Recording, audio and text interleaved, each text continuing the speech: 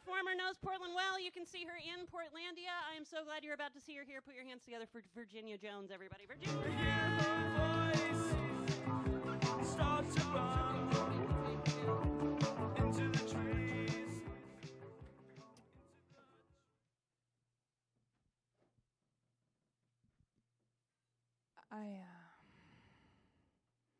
They say that a woman's eyebrows don't have to be twins, just sisters. My eyebrows aren't even friends. They don't like the same stuff. It's summertime.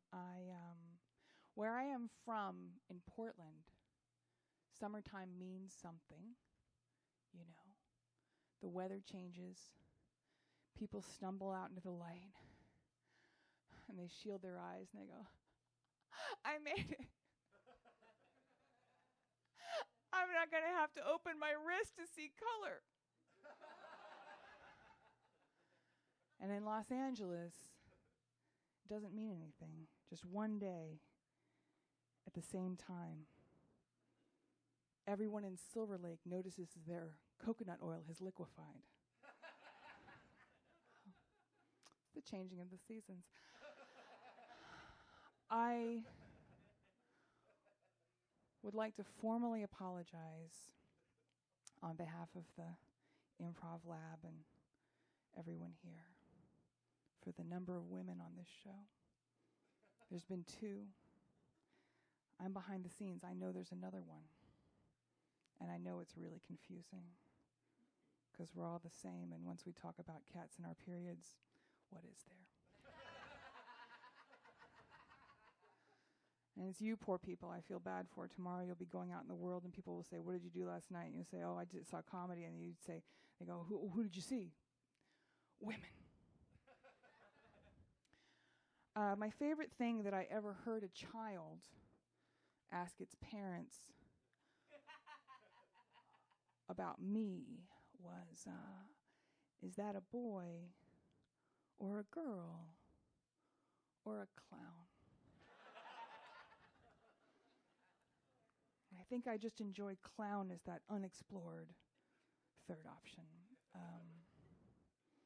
The most important thing about me, obviously, is that I have a tattoo. Or as Adele says, a tattoo. It's an octopus. The most important thing about my octopus is that it doesn't mean anything. It has no meaning. If it means anything, it means that at one point, and this is hard to believe, but visualize, I had $500.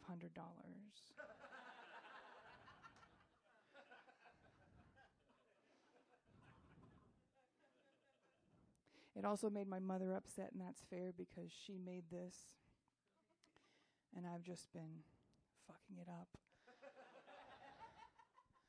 And she asked me, she's like, if you'd been born with it, we would have cried and paid a doctor to cut it off. It's intense. My mother's intense. I was like, Mother, if I'd been born with it, you would have had to leave me at the fucking hospital. Because that baby is sick. That's a sick baby. Don't even send that baby to school. Just like give it a guitar.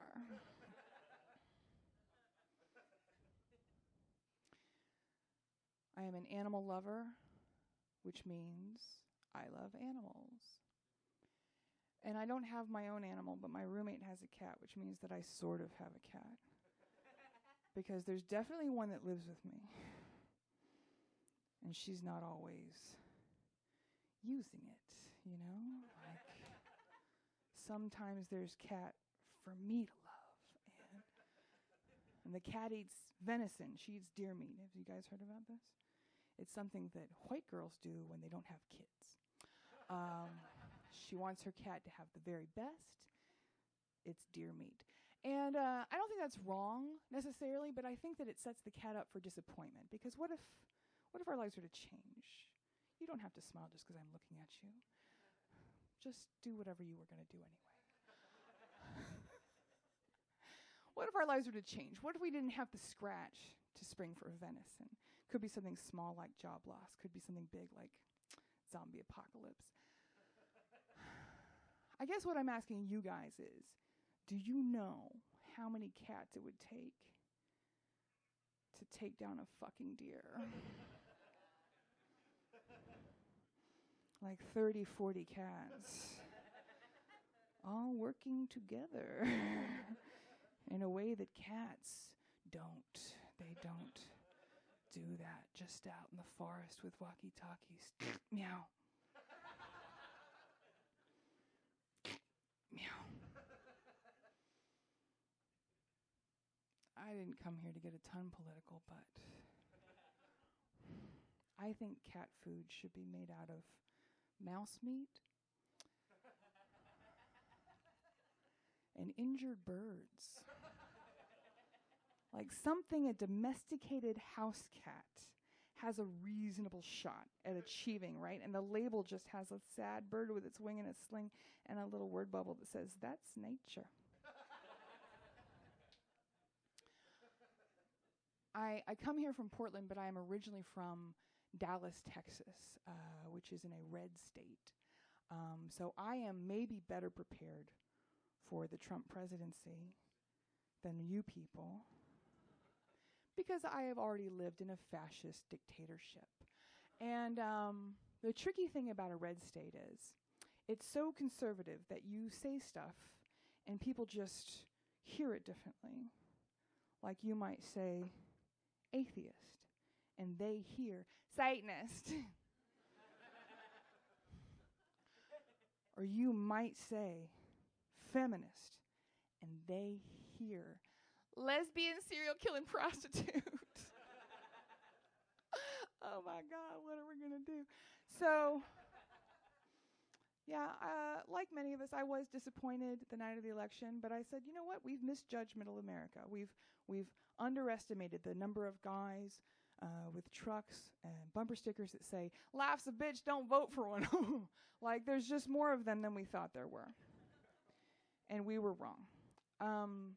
The next day, of course, the CNN exit polls came out, and we found out that 55% of white women had voted for Trump.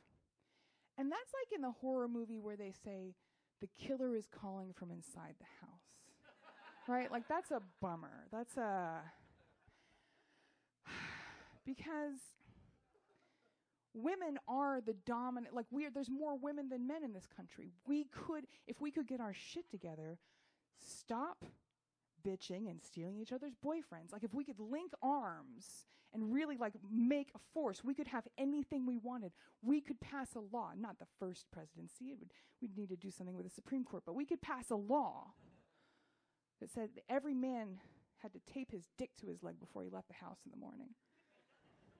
We could have a man saying to another man, "Look, I don't want to tape my dick to my leg, but it's my third strike."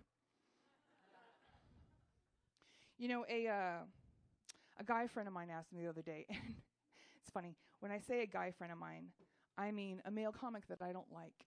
And there is 0 point trying to figure out who it is because there are so many. But so this guy asked me, where has feminism brought us? You know, where's equality? Why is it when I take a lady out, I still have to pay for dinner? Is that what we still have to do? We still have to pay for dinner? I said, yeah, absolutely. I'm super glad you brought this question to me. I am the perfect person to explain it to you. The answer is supply and demand and the capitalist system, right? The reason that you still have to pay for dinner, first couple dates, it's nice. It's because what we have is worth more than what you have, right? Like, I wouldn't be proud to do it, but I could make money with this kind of right away. Like, you guys couldn't give your shit away for free on Craigslist, and you know that's true because you've tried. Like, there's a reason we call it your junk, and that is because it literally, in of itself, has no worth. Because you flooded the market. Like, there's so much. How can it be worth anything at all? The other thing that doesn't work for you is that women have sex toys, and they're beautiful, and they work, right? Like, so, I don't know if you've seen them lately, but women have sex toys, and they look like hearts and butterflies and dolphins. And men's sex toys look like a piece of animal intestine that has been thrown to the ocean floor to take on water. And our toys vibrate, right? Like, do any of you vibrate? Like, what if science took 10% of the money they put into making old men's dicks hard just into making them vibrate, right? Like, what would happen then? I didn't mean to look at you again. It would change the goddamn paradigm is what it would do. So what I'm here to say is thank you so much for coming out. Thanks for having me on the show. A big thanks to Bob and Caitlin. My name is Virginia Jones. If you do have a vibrating dick, I will spring for dinner. Thank you. Show me how you do that trick. The one that makes me scream, she said. The one that makes me laugh, she said. Are you the lucky vibrating dick? I know there's one in every crowd. I don't know what